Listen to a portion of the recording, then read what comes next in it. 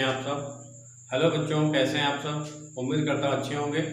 आज ग्रामर का दूसरा पार्ट हम पढ़ाने जा रहे हैं डायरेक्ट इनडायरेक्ट में। तो आज दूसरे पार्ट के जो रूल्स हैं वो हम समझेंगे कि किस तरीके से हम यूज करेंगे और उनको बनाएंगे।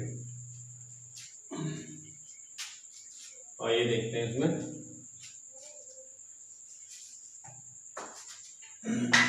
पहले कुछ राइट्स किया गया है, इसको देखिए। ग्रामर पार्ट 2 और डायरेक्ट से इनडायरेक्ट बनाने के नियम। पहला नियम है, इनडायरेक्ट बनाते समय DI यानी कि डायरेक्ट जो है स्पीच DS, डायरेक्ट स्पीच में आए हुए कॉमास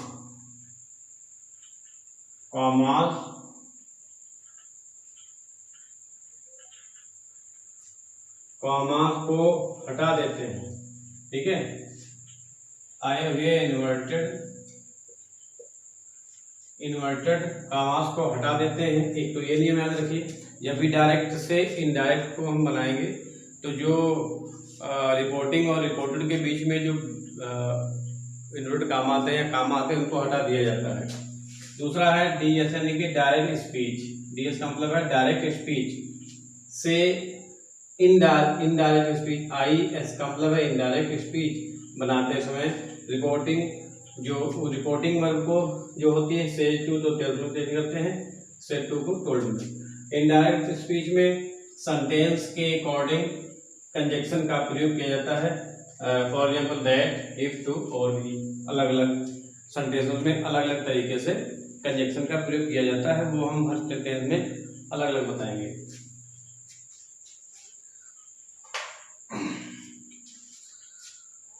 तो स्क्रीनशॉट ले लो या इसको वीडियो रोक के देख सकते हो।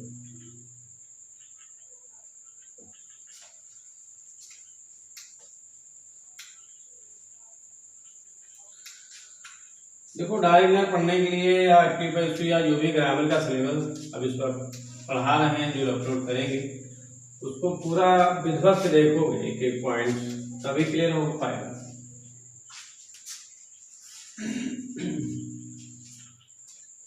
में बनाएंगे तो इसमें दो रूल पे डायरेक्ट बनता है। नंबर 1, चेंज इन वर्ब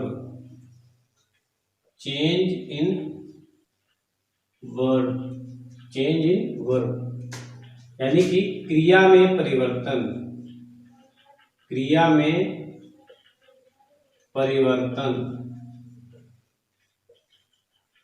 ठीक है, पहला ये एक रूल होता है। दूसरा हम पढ़ेंगे चेंज इन प्रोनाउन।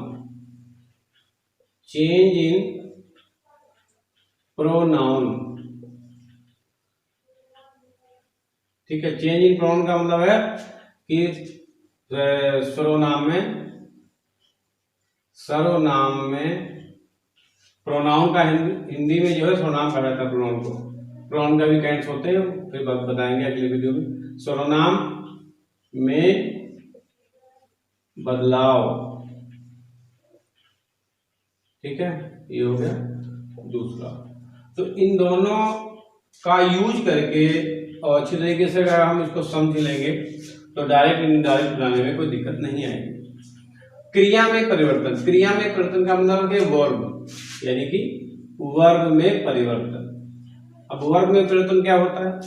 जैसे अगर रिपोर्टिंग वर्ब पास्ट में है तो रिपोर्टेड भी पास्ट में होगा, ये एक रूल होता है। बाकी भी लिखवाएंगे तो उसमें समझ लेंगे। तो ये दोनों बहुत ध्यान से पढ़ना है।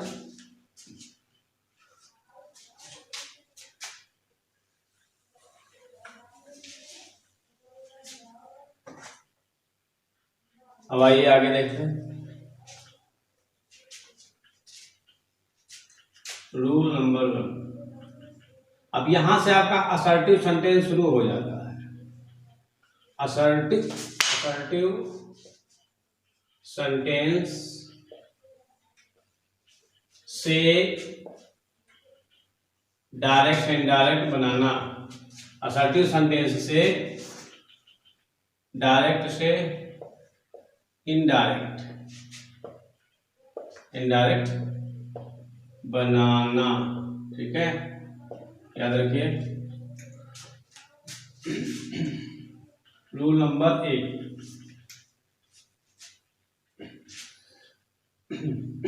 यदि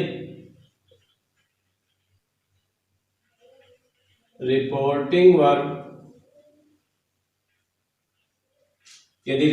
वर्ब परजेंट, एकदम शुरू से नियम है, बेसिक से, वीडियो पूरा देखना तभी आएगा समझ। पूरा बेसिक से है, एक रूल के बाद दूसरा रूल आएगा, इसमें कोई स्किप नहीं करेंगे, पूरा का पूरा रूल दे रहे हैं, इसलिए बहुत ध्यान से पढ़ो। यदि रिपोर्टिंग वर्ब परजेंट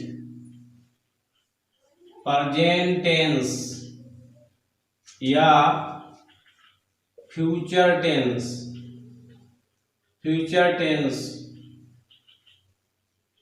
में हो तो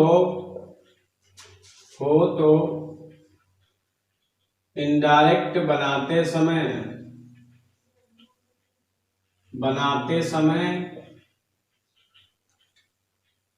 ठीक है, बनाते समय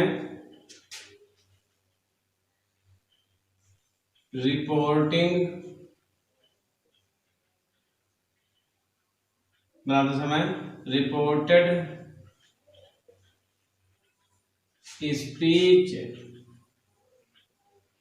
स्पीच में कोई बदलाव नहीं करते हैं,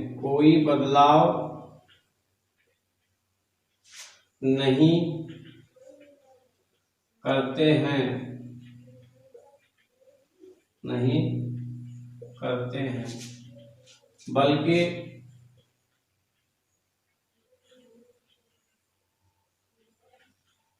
इन्वर्टेड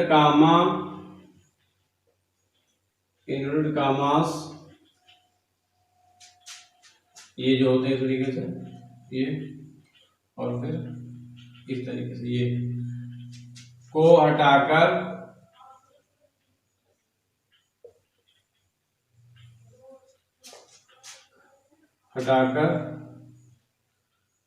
कंजक्शन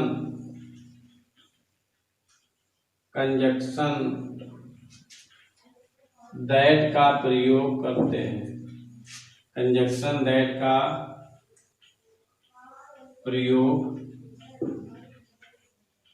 करते हैं, रूल कॉपी कलम लेकर के लिख लीजिए, सारे बच्चे लिख लें जो भी देख रहे वीडियो।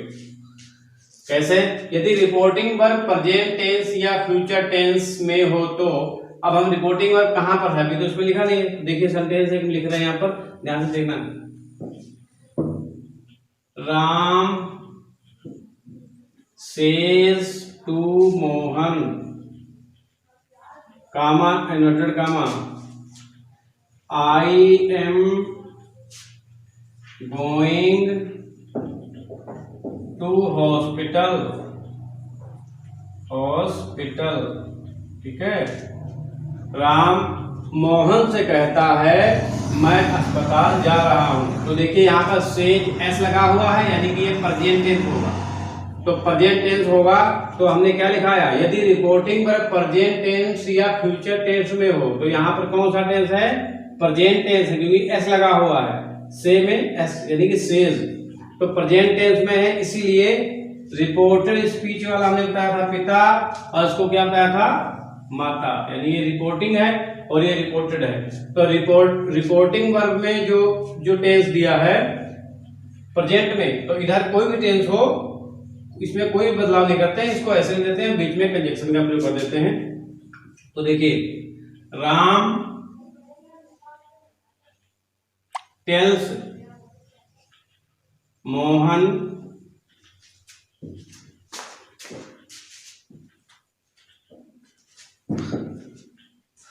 सेज को चेंज करिए टेल्स में, टेल्स, ठीक है।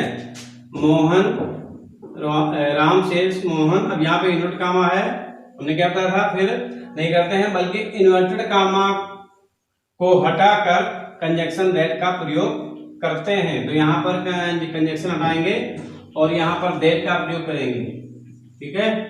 दैट और यहां पर आई एम गोइंग टू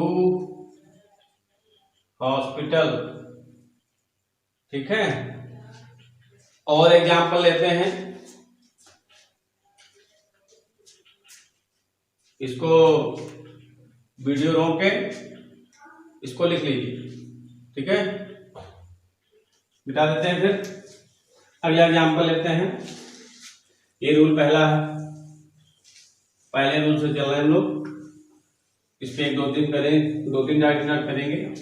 देखो जितना ज्यादा करोगे तभी समझ में आने वाला है, जब तक नहीं करोगे तब तक समझ में नहीं आएगा, आप भूल जाओ। तो देखिए दूसरा, राधा बिल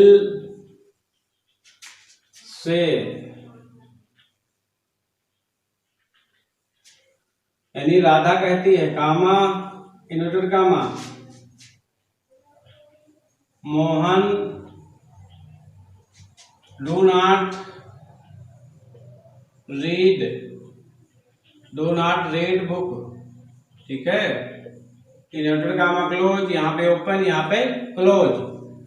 तो राधा बिल से Mohan do not read book. Radha कहेगी मोहन किताब नहीं पढ़ता है। ठीक है,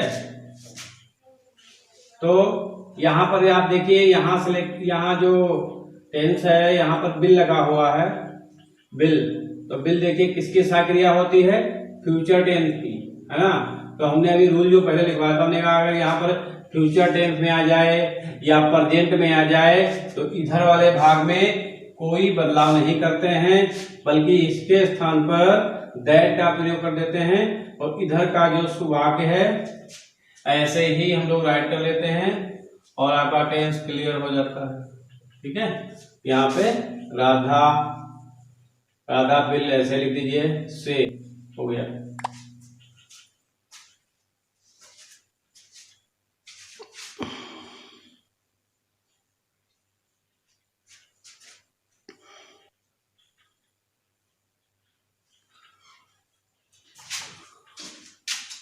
तो ये एग्जाम्पल हो गया। इसी तरीके से आइए दूसरे रूल को देखते हैं। ध्यान से देखिए, रूल नंबर 2, इसको भी लिख लीजिए। यदि